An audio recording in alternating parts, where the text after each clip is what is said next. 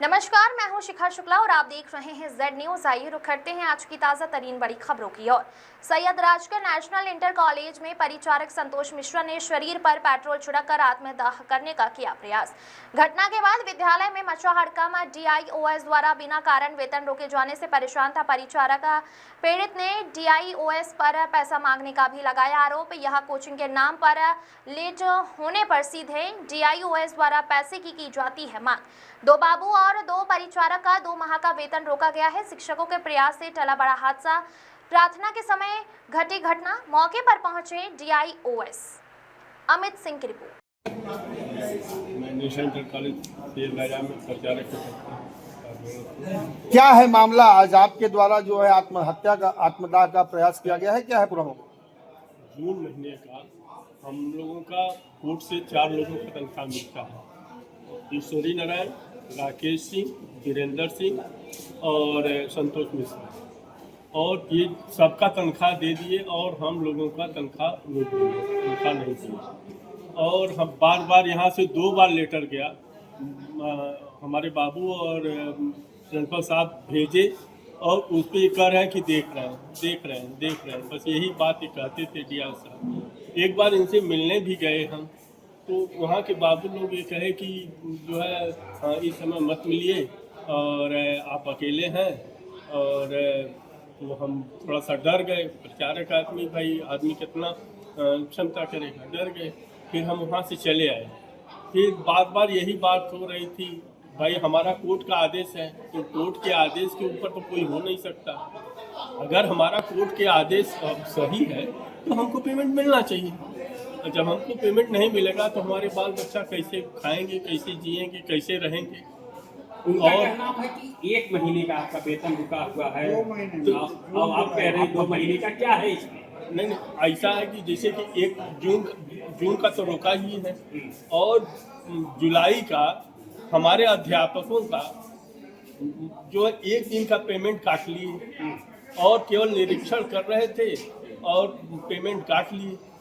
और हमारे सारे अध्यापक लगभग पहुंच चुके थे, लेकिन प्रिंसिपल साहब भी वहां कहे कि ये चीज़ जो है, जो हमारे अध्यापक आ गए हैं उनसे साइन करवा लीजिए, लेकिन नहीं, उसी की वजह से जुलाई महीने का भी पेमेंट नहीं मिल रहा है। तो क्या लगता है कि अधिकारी मनमाना कर रहे हैं?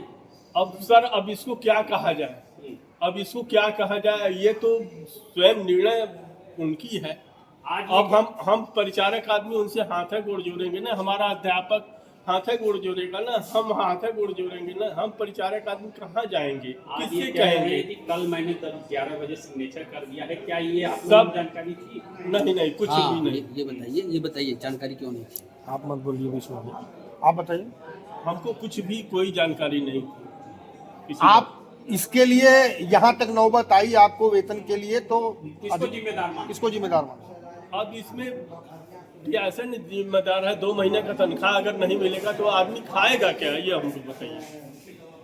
हमारा परिवार, हमारा बच्चा 30 से 35 हज़ार रुपया हम अपनी लड़की को देते हैं पढ़ने के लिए। हम किससे मैडम है, मधुलिका मैडम है, हम किससे उधार लेकर पैसा भेजते हैं, आप पूछ लीजिए। उमेश तिवारी है, उनसे भी हम पैसा लेकर अपने लड़की को भेजे हैं। बताइए सर, अगर हम परिचारक आदमी, हमको पैसा नहीं मिलेगा तो हम 50 किलोमीटर से यहाँ आके क्या करेंगे, बताइए हम। ठीक है, धन्यवाद। वेतन कैसे रुका है, मैं इनको बताता हूँ कि इनका चारों का मामला कोर्ट केस से आच्छादित है। आप मुझे ब्रीफ कर दीजिए, जो डॉक्यूमेंटेशन मैं आपसे मांग रहा हूँ आप मुझे दे दीजिए, सब कुछ पॉजिटिव रहेगा, मैं कर दूंगा। मिसकम्युनिकेशन की बात आप मानते हैं, तो क्या मिसकम्युनिकेशन के लिए जो जिम्मेदार हैं उनके खिलाफ भी कुछ कार्रवाई करेंगे क्या? बिल्कुल, मैं इसका परीक्षण कर रहा हूँ, और जहाँ भी अगर नियमानुसार अगर कोई मिसकम्युनिकेशन जहाँ भी हुआ है, निश्चित तौर पर एक्शन लिया जाएगा। क्योंकि अगर एक व्यक्ति अगर इस हादसे का शिकार हो जाता है तो ये उचित नहीं। हम सबके साथ हैं। जब भी मैंने प्रिंसिपल साहबान की मीटिंग ली, मैंने उनसे हमेशा कहा कि आप principal, leader as well as manager, आप नेतृत्व करता है, आप एक प्रबंधक हैं, तो नेतृत्वकर्ता के रूप में आप आगे आइए, अपने स्टाफ का ध्यान रखिए। कोर्ट केस से संबंधित, माननीय न्यायालय से संबंधित जो भी निर्णय हो, आप आकर हमें ब्रीफ कीजिए। चूँकि आप यहाँ 8 साल से, 10 साल से, 15 साल से एज ए प्रिंसिपल बैठे हैं, तो जितनी जानकारी कोर्ट केस को लेकर आपके पास है, हमारे पास नहीं है। इस घटना के पीछे कहीं ना कहीं प्रिंसिपल भी जिम्मेदार हैं। मिसकम्युनिकेशन हम कर सकते हैं, हम पूरी तरह प्रिंसिपल को जिम्मेवार नहीं कर रहे हैं, क्योंकि ये था कि मिश्रा जी जो मित्र हैं उनको अपने प्रिंसिपल साहब के पास आना चाहिए, एक बार आकर अपनी पूरी बात कहते, और इनके प्रिंसिपल अगर नहीं सुनते तो मैंने इनसे अभी भी कहा कि एक चैनल आप फॉलो कर लेते। ये कह रहे हैं कि साहब हम परिचारक हैं, सभी व्यक्ति बराबर है, पद ऊपर नीचे हो सकते हैं, इंसान सभी बराबर। एक चीज ये अपने प्रिंसिपल साहब के पास आकर अपनी बात रखते, 1 टाइम 2 टाइम, अगर इनके प्रिंसिपल साहब नहीं सुनते तो ये मेरे पास आते। इन्होंने जस्ट कहा कि साहब मैं आपके ऑफिस गया, मुझे लोगों ने कहा नहीं भी, हमने कहा कि आप आइए बेफिक्र, हमारे दरवाजे सबके लिए खुले हैं 24/7, कुछ नहीं तो फोन पर आप उनसे बात कर लीजिए, अपनी बात कर लीजिए, कोई इशू नहीं था। इनके ऑफिस का एक बाबू मेरे पास कल आए, हमने उनको पूरी तरह आश्वस्त करके भेजा कि जो भी होगा हम सकारात्मक रूप अपनाएंगे, और हम एम्प्लॉय के विरोधी नहीं हैं। अगर एम्प्लॉय ने काम किया है तो उसको पूरी वेतन मिलेगी, और कल ही हमने कहा कि वेतन बिल बना के हमें भेजिए, और सब लोग सहमत भी थे कि सर हम वेतन बिल बना के भेज रहे हैं। चूँकि कल अवकाश था तो परिचारक को इसकी सूचना नहीं मिल पाई, तो मैं वही मिसकम्युनिकेशन की बात कर रहा हूँ कि कल। और दूसरी बात क्या है कि जुलाई महीने के वेतन बिल अभी हमारे पास आया ही नहीं। अगर जुलाई महीने के वेतन बिल सबका आ गया होता और इन चारों का नहीं आया होता तो वहाँ एक समस्या थी। हम इनके प्रिंसिपल साहब से पूछते कि यहाँ क्या समस्या है, तो अब जब इनके प्रिंसिपल साहब ने कहा कि साहब हम भेज रहे हैं, आ जाएगा सबका वेतन, आज आरम्भ कर दिया जाएगा, इसमें कहीं कोई समस्या नहीं। जो कोर्ट परीक्षा की बात कर रहे हैं, क्या इस विद्यालय या फिर और विद्यालय की कोर्ट परीक्षा जो आपके अधीन थे वो सब क्लियर हो चुके हैं? हाँ, 90%। चूँकि विद्यालय यहाँ हमारे पास आज के डेट में अगर देखा जाए 313 विद्यालय, 338, उसमें गवर्नमेंट भी है, एडेड भी है, प्राइवेट भी है। ऐसा नहीं कि जो प्राइवेट स्कूल है कोर्ट के साथ अच्छा नहीं है, कहीं जमीन का विवाद है, कहीं कुछ है, कहीं प्रिंसिपल का विवाद है, तो ये सारे निर्णय हमें अपनी ओर से माननीय न्यायालय के आदेश के दृष्टिगत लेने पड़ते हैं। तो इतनी स्कूल्स हैं, मुझे आए भी 2 महीने 1 महीने विद्यालय बनता, तो हमारी प्रिंसिपल से कभी बात हो नहीं पाई। 2-4 प्रिंसिपल्स आते थे, हमारी उनसे बात होती थी, बाकी नहीं। जुलाई में विद्यालय खुला, मैं सक्रिय हुआ, और सबसे पहले हमने कोर्ट केस का ही परीक्षण करना शुरू किया, क्योंकि अवमाननावाद सबसे बड़ी चीज़ होती है और हम उसमें नहीं जाना चाहते।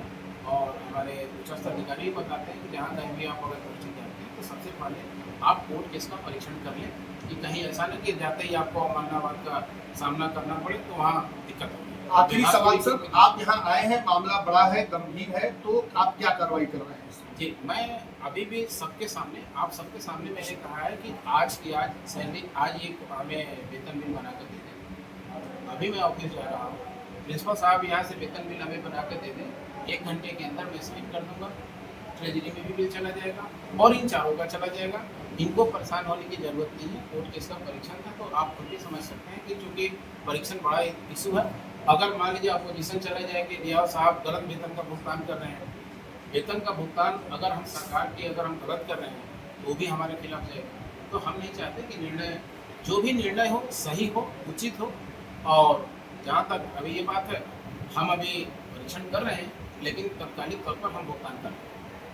इसमें कहीं कोई इशू नहीं है, कहीं कोई विवाद नहीं है।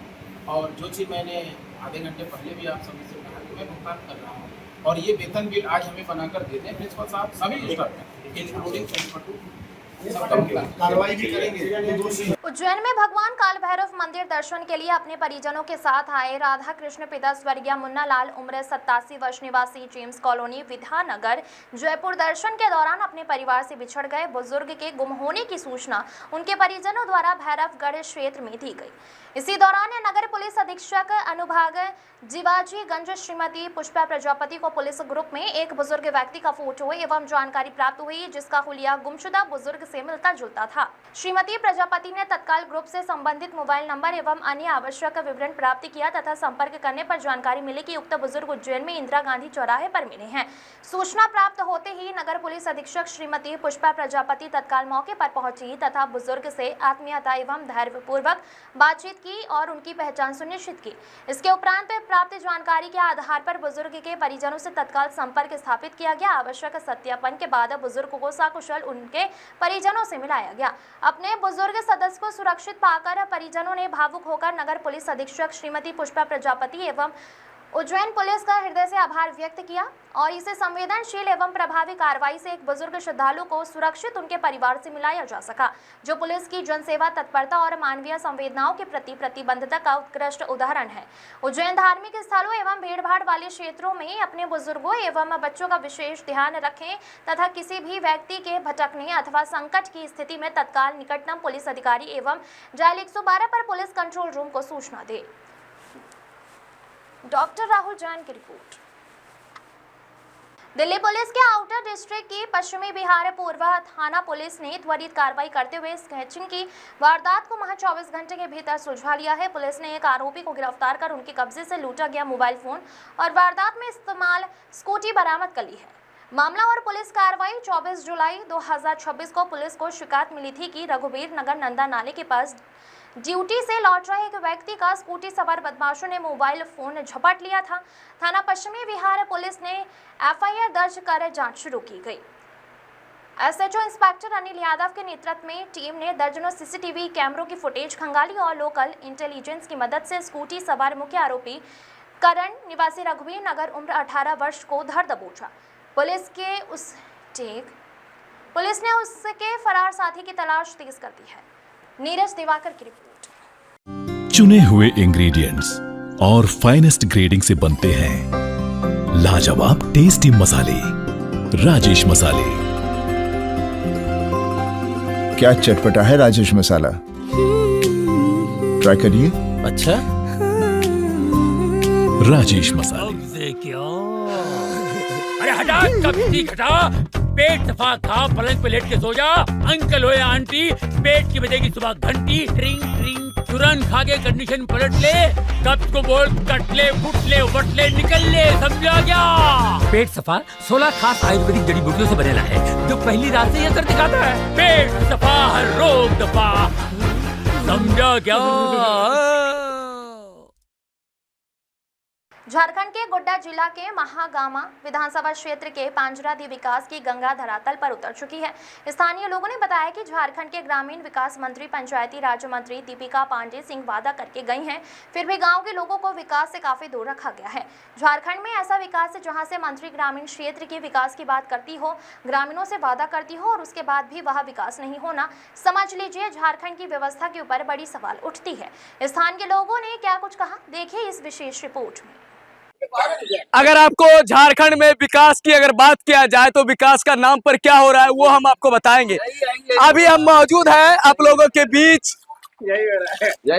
महागामा विधानसभा के ठाकुरगंगटी प्रखंड क्षेत्र के पंजराडी गांव में। ये पंजराडी गांव में विकास की गंगा धरातल पर उतर गई है। ये भैया डुबकी लगा रहे हैं, यही नहाना है भैया, यही नहाना है, यही ग्रामीण विकास मंत्री का देख लीजिए, यही रोड है। हम लोग यहाँ लगभग उसको 1600 पोलिंग किए, 1600 वोटिंग किए हैं। यही विसरी स्थान है और ये तो पंडाल मात्र उत्तरी क्षेत्र में हम लोगों को मिला है। बाकी आज तक गंगटी प्रखंड में उत्तरी क्षेत्र में, दक्षिणी क्षेत्र में हम लोगों को कुछ नहीं मिला है विकास। अच्छा, इस सड़क का स्थिति ऐसा है, जल जमा है, खाली बरसात के दिनों में होता है कि अन्य दिनों में? अन्य दिनों में भी होता है ना, नाली है ना और कुछ है। हम लोग कैसे क्या करेंगे? यहाँ कम से कम 1200 व्यक्ति यहाँ है पंजराडी गांव में। 1200 वोट मोटा मोटी 800 के लमसम है। बच्चा उधरो और सब जनानी नहीं चढ़ा है अभी वोटर लिस्ट में नाम, लेकिन 1200 के पोलिंग है। ठीक है, और ये देख लीजिए जर्जर स्थिति, उधर देखिए कैसा यहाँ से पूरा स्थिति खराब है। मतलब यहाँ से वहाँ तक देख लीजिए। स्कूली छात्र छात्रा दिखाइएगा सहयोगी हमारे थोड़ा सा। स्कूली छात्र छात्रा यही रास्ता से स्कूल रास्ता जाता है, बच्चा गिर जाता है, गाड़ी भी नहीं घुसता है, जो कि हम लोग बच्चा को भी बाहर पढ़ाई लिखाई नहीं करा पाते हैं। सरकारी स्कूल में भी चलिए आपको दिखाते हैं क्या स्थिति है। जर्जर हो गया है, मकान गिर रहा है, उसका कोई माँ बाप नहीं है देखने वाला, कोई देखने वाला नहीं है। मंत्री जी वादा किया था विकास की गंगा बहा देंगे, मंत्री जी वादा किया था, लेकिन आज 4 साल 3 साल बीत चुकी है, आज तक वो अपना गांव नहीं देखने आई। नहीं आई। क्या बोलिएगा मंत्री जी को? मंत्री जी को क्या बोलेंगे? मंत्री जी को तो बहुत बहुत धन्यवाद हम लोग दे रहे हैं। हम लोग जो वोटिंग कराए, आज हम लोगों को कार्यकर्ता को गाड़ी दे रहा है। हम लोग मंत्री जी के कार्यकर्ता है, मंत्री जी के कार्यकर्ता है, कांग्रेस कार्यकर्ता है हम लोग। और हम लोगों का बीजेपी वाला बहुत मजा उड़ा रहा है। क्या करेंगे? पूरा गाली दे रहा है कि यही है मंत्री जी, देखो विधायक बनाया है ना, विधायक का स्थिति देख लो, कभी पंजराडी में हुआ था ऐसा कार्य? तो क्या करेंगे, हम लोग मुजरिम है, बहुत प्रॉब्लम हो रहा है। आप किसको सुनाएंगे? मैडम को कई बार पूछ लीजिए, बूढ़ा बाबा। है दादा, कितना उम्र हुआ आपका? हमारा 85 साल। 85 साल के उम्र में इतना बड़ा विकास देखे हैं कभी? ये विकास नहीं है। गहराई मछली पकड़ रहा है भैया, है देखिए। विकास तो नहीं देखे हैं, लेकिन ये मैंने बड़ी ठीक बनना चाहिए, पिच बनना चाहिए। हाँ, सड़क बनने का वादा क्या है मंत्री जी? जब मंत्री नहीं करेगा तो कैसे कौन करेगा? हम करेंगे। अच्छा। अरे मंत्री जी को पहचानते आते हैं वोट के बाद कभी घूमने आपके गांव कभी आए हैं? मंत्री नहीं आता है, वो काहे के लिए आएगा? अरे सांसद निशिकांत दुबे भी आए होंगे आपके यहाँ? कोई नहीं आता है। कोई आया है बाबा? कोई आया है? कोई नहीं आता जी। वोट बकत में आया था। वोट बकत में आया?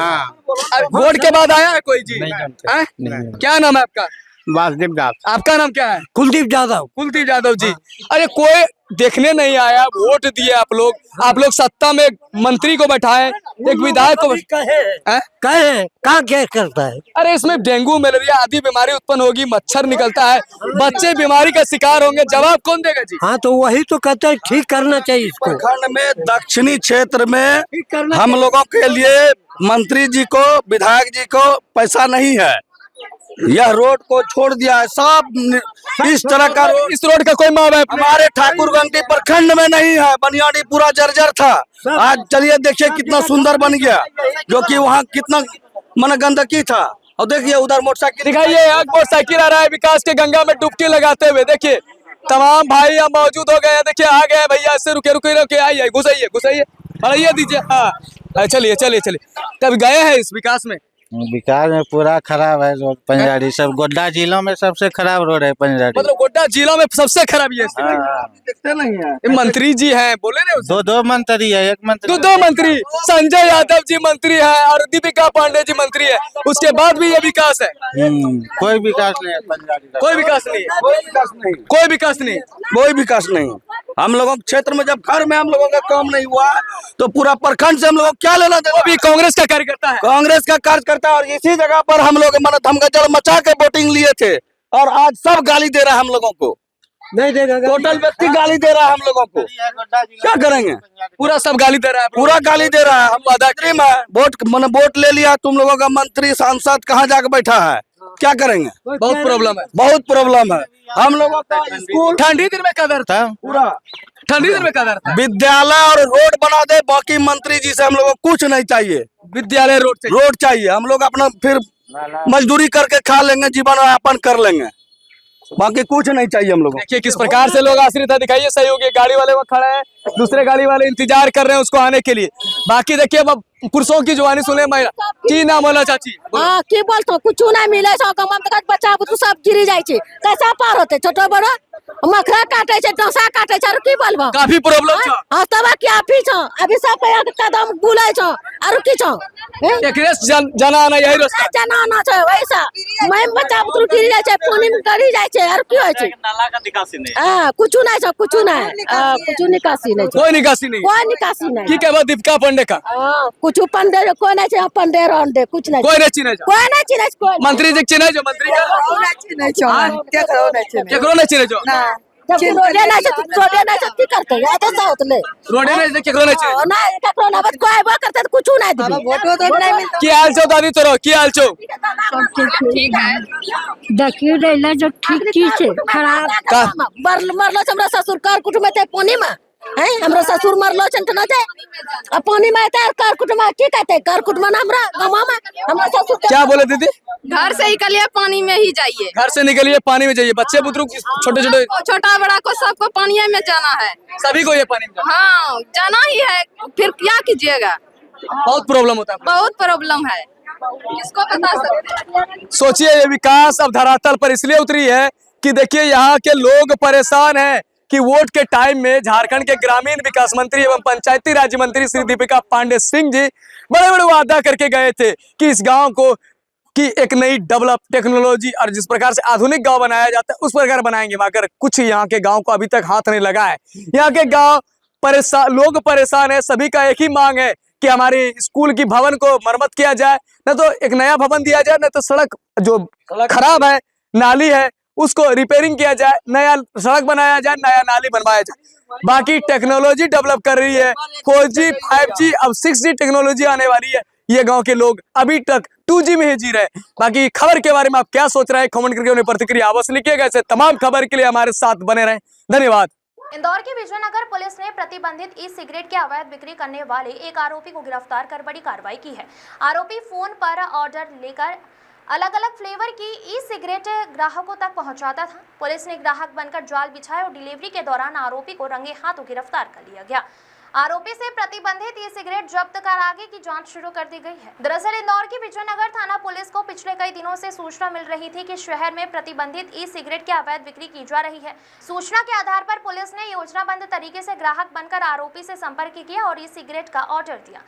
तय स्थान के अनुसार आरोपी सुमित नंदन मैरियट होटल के सामने डिलीवरी देने पहुंचे, जहां पहले से मौजूद पुलिस टीम ने उसे घेराबंदी कर गिरफ्तार कर लिया। तलाशी के दौरान उसके कब्जे से 4 प्रतिबंधित ई सिगरेट बरामद की गई है। पूछताछ में आरोपी ने बताया कि वह द्वारकापुरी क्षेत्र से मोटरसाइकिल पर निकलकर फोन कॉल के जरिए ऑर्डर लेता था और 3 से 4 हजार रुपए तक की कीमत में अलग अलग फ्लेवर की ई सिगरेट ग्राहकों तक पहुंचाता था। पुलिस अब इस अवैध नेटवर्क से जुड़े अन्य लोगों और मुख्य सप्लायर की तलाश में जुटी हुई है। मामले में संबंधित धाराओं के तहत प्रकरण दर्ज कर आगे की वैधानिक कार्रवाई की जा रही है। जावेद खान की रिपोर्ट। कहाँ का मामला है और कितनी सिगरेट? पुलिस थाना विजयनगर के अंतर्गत जो एक रेगुलर पेट्रोलिंग होती है उसमें एक कार्रवाई की गई है और ये इस कार्रवाई में एक आरोपी जिसका नाम सुमित नंद है और ये बेसिकली इंदौर का जो रेती मंडी कॉलोनी है वहाँ का रहने वाला है। और इसमें जो बीट पार्टी थी उसने अपनी रेगुलर पेट्रोलिंग के दौरान देखा एक लड़के को, सस्पेक्टेड लड़का था जो मोटरसाइकिल पर था। जब उसको विस्तृत रूप से और फिजिकल फ्रिस्किंग की गई तो उसके पास जो उसका एक बैग था, जो बैकपैक था, उसमें 4 पैकेट जो एक डिस्पोजेबल पॉट डिवाइस होती है जिसको वापे बोलते हैं और इसका मतलब यूज जो है वो इलेक्ट्रॉनिक ई सिगरेट की डिवाइस के रूप में उपयोग होता है। इसमें कुल 4 जो पैकेट्स हैं वो जब्त हुए हैं। इसमें पुलिस ने न केवल ये सिगरेट जब्त की है बल्कि उसके पास से उसमें जो मतलब दोपहिया वाहन मोटरसाइकिल जब्त की है। अभी इससे और पूछताछ की जा रही कि ये कहाँ से लाया था और इसका यहाँ पे इंदौर में क्या नेटवर्क है। इंदौर पुलिस के द्वारा लगातार जो ये एक बड़ा अभियान था नशे से दूरी है वो जरूरी उसको चलाया गया। साथ में ऐसे रेगुलर जो चेकिंग ऐसे क्षेत्रों को आइडेंटिफाई किया गया है जहां इस प्रकार की नशे में लोग इकट्ठा होते हैं, कई बार लड़के और नशा करते हैं।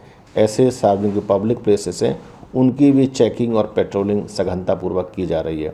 इस पूरे जो कार्रवाई है इसमें धारा जो 3, 4, 5 और 7 के तहत 8 के तहत जो प्रतिबंधित इलेक्ट्रॉनिक सिगरेट अधिनियम है उसके तहत इसमें कार्रवाई की गई है। क्या कीमत होगी सर इसकी? इसमें जो सिगरेट्स जब्त हुई उनकी कीमत लगभग 10,000 से भी ज़्यादा है। वहीं इसके जो इसमें जो उपयोग की जाने वाली बाइक वगैरह है जहां ये घूम रहा था उसको भी जब्त किया गया है। साथ में जो इसका साथ में मोबाइल था एंड्रॉयड उसको भी जब्त किया गया है। उत्तर प्रदेश के प्रतापपुर के पुलिस को गुम और चोरी हुए मोबाइल फोन की बरामदगी में बड़ी सफलता मिली है। पुलिस ने CEIR पोर्टल की तकनीकी सहायता और सर्विलांस के माध्यम से कुल 376 मोबाइल फोन बरामद किए हैं। बरामद मोबाइलों की अनुमानित कीमत लगभग 67,68,000 रुपए बताई गई। वहीं बुधवार दोपहर 1 बजे प्रतापगढ़ पुलिस लाइन स्थित साई कॉम्प्लेक्स में एक कार्यक्रम आयोजित किया गया। इसमें पुलिस अधीक्षक दीपक भोकर और अपर पुलिस अधीक्षक पूर्वी आलोक कुमार ने बरामद किए गए मोबाइल फोन उनके वास्तविक स्वामियों को सौंपे।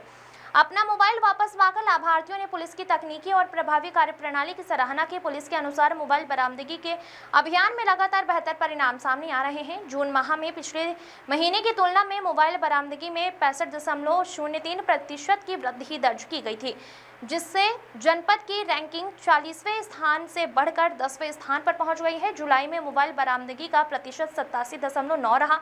बरामद किए गए 376 मोबाइलों में विभिन्न कंपनियों के फोन शामिल हैं। उनके अतिरिक्त अन्य कंपनियों के 58 मोबाइल फोन भी बरामद किए गए हैं। पुलिस अधीक्षक दीपक भूकर ने जनता से अपील की है कि मोबाइल फोन गुम या चोरी होने पर तत्काल संबंधित थाने में सूचना दें और CEIR पोर्टल पर शिकायत दर्ज कराएं। उन्होंने बताया कि IMEI नंबर के आधार पर CEIR के माध्यम से गुम या चोरी हुए मोबाइल को मोबाइल नेटवर्क पर ब्लॉक कराया जा सकता है, जिससे उसके दुरुपयोग को रोका जा सके। प्रतापगढ़ पुलिस की सर्विलांस सेल के द्वारा आज 376 जो मोबाइल्स हैं जो हमारे जनपद से जो गुम हुए थे या किसी का चोरी हो गया था और अन्य जनपदों और अन्य राज्यों से भी संबंधित जो मोबाइल्स थे वो भी बरामद किए हैं और लगभग इनकी कीमत जो है वो 67 लाख के अराउंड है। ये लगातार जो सर्विलांस सेल जो है CEIR पोर्टल पे भी जो शिकायतें होती हैं और जो यहाँ पे भी हमें प्राप्त होती हैं जो भी सूचनाएं मोबाइल गुम होने की, उसको सर्विलांस पे लगा के और हमारा प्रयास रहता है कि जल्दी से जल्दी उन मोबाइल को रिकवर करके उनके ओनर्स को दिया जाए। लास्ट 6 मंथ्स में लगभग हमने 1000 के आसपास जो मोबाइल्स हैं वो उनके ओरिजिनल ओनर्स को वापस दिलवाए हैं और लगातार ये प्रतापगढ़ पुलिस का प्रयास रहेगा कि जो भी मोबाइल गुम होते हैं उसकी हम सभी से ये अनुरोध भी करेंगे कि CEIR पोर्टल पे उसकी इमीडिएटली उसकी शिकायत करें ताकि सर्विलांस टीम उसको ट्रैक करके वापस उसके ओनर को दे सके। देखिए कुछ मोबाइल्स जिसमें कुछ चोरी होते हैं या किसी का गुम हो जाता है, वो सारे मोबाइल्स जो जैसे भी मिसप्लेस होते हैं वो हमारे द्वारा ये बरामद किए गए हैं।